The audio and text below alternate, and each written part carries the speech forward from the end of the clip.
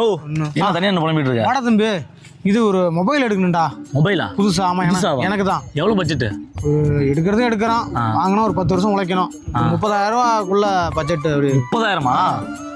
புதுசா ஒரு போன்ல லான்ச் ஆயிருக்கு. அப்படியா? கேமரா, ரேம், ரூம் எல்லாமே பயங்கரமா இருக்கு. சரி, நம்ம எடுத்து வந்துடுறோம். காசு எடுத்து 7,000 எக்ஸ்ட்ரா எடுத்து வரணும். சரி, எடுத்து வந்துடுறோம்.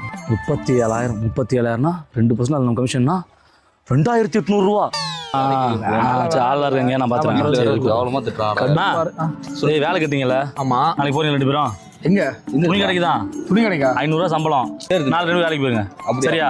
அவர் அண்ணா இருப்பாரு, அவர் பாத்துப்பாரு. சரியா? நாளைக்கு காலையில கிளம்பிங்க 9 மணிக்கு. அட்ரஸ் அனுப்பா. சரி, ஓகே.